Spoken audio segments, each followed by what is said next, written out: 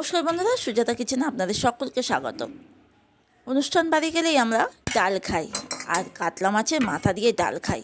সব সময় ঘরে কাতলা মাছ না থাকলেও বড় রুই মাছের মাথা দিয়ে কিন্তু একই টেস্টে ডাল বানানো যায়। আজকে বাজার থেকে একটু রুই মাছ নিয়ে এসেছিলাম, আর ভাবলাম রুই মাছের মাথাটা বেশ বড়, তাই আজকে রুই মাছের মাথা দিয়ে ডাল করে নিলাম। খুব ইজিভাবেই করেছি। প্রথমে ডাল এখানে আমি 150 থেকে 200 মতো ডাল আছে, 150 থেকে একটু বেশি আছে ডালটা ভালো করে ভেজে ধুয়ে নিয়ে এবার জল দিয়ে সিদ্ধ করতে দিয়েছি। ডালটা কিন্তু একদম গলে যাবে সেইভাবে সিদ্ধ করব না, একটু সামান্য গলার আগের মুহূর্তে 80% ডাল হয়ে গেলে নামিয়ে নেব। এবার ডালটা সিদ্ধ হয়ে গেছে, কড়াইয়ের মধ্যে সর্ষের তেল দিয়ে দিয়েছি, আর বললাম কাতলা মাছের মাথা না, রুই মাছের মাথা দিয়ে আজকে কিন্তু ডালটা করব। তার জন্য মাছের মাথাটা ধুয়ে পরিষ্কার করে নুন হলুদ মাখিয়ে রেখে দিয়েছিলাম। এবার সর্ষের তেল গরম হয়ে গেছে, রুই মাছের মাথাটা দিয়ে লাল লাল করে ভালো করে মচমচে করে ভেজে নেব। দেখো লাল লাল একদম মচমচে ভাজা হয়ে গেছে। এবার ওই তেলের মধ্যেই দিয়ে দিচ্ছি গোটা জিরে, শুকনো লঙ্কা, তেজপাতা ফোড়নে। এবার এইগুলো একটু নাড়াচাড়া করে বেশ কালারটা একটু চেঞ্জ হয়ে যাবে যখন ফোড়নে, তখনই আমি এতে দিয়ে দিচ্ছি পেঁয়াজের পরিমাণটা একটু বেশি দিয়েছি। একখানা না দুখানা গোটা পেঁয়াজ দিয়েছি কুচানো। এবার দুখানা পেঁয়াজ একটু লাল লাল করে ভাজবো, তার সঙ্গে একটু কাঁচা লঙ্কা দিয়েছি, আর এখানে একখানা টমেটো কুচিয়ে দিয়েছি। পেঁয়াজটা বেশ কালারটা একটু চেঞ্জ হয়ে গেলে তারপর টমেটো আর আদা রসুন বাটা দিলাম। এখানে 2 চামচের মতো আদা রসুন বাটা দিয়েছি। পরিমাণ মতো লবণ দিলাম, পরিমাণ মতো হলুদ দিচ্ছি। এবার দিয়ে ভালো করে এটা নাড়াচাড়া করছি। এবার যেহেতু কষাতে হবে, যেহেতু আদা রসুন আছে, একটু ভালো করে যতক্ষণ না মশলার গন্ধটা যাচ্ছে ততক্ষণ পর্যন্ত কষিয়ে নিলাম।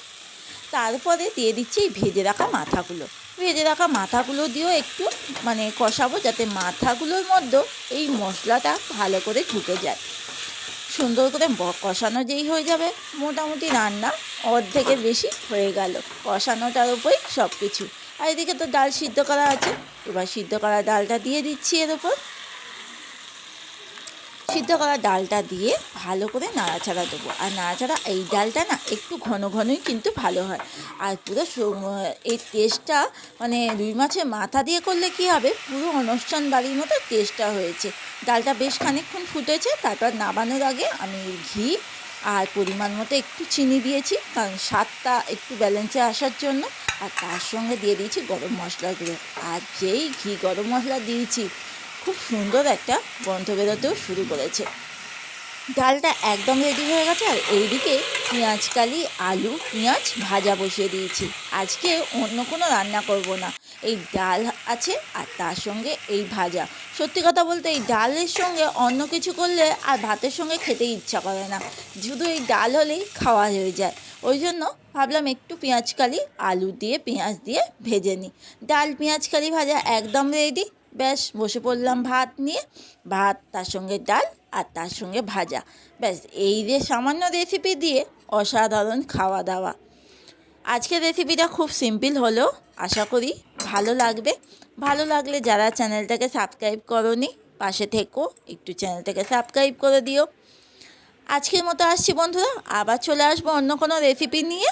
পুরাতন হোক বা নতুন, তোমাদের কাছে চলে আসবো অন্য কোনো রেসিপি নিয়ে। সবাই ভালো থেকো, সুস্থ থেকো।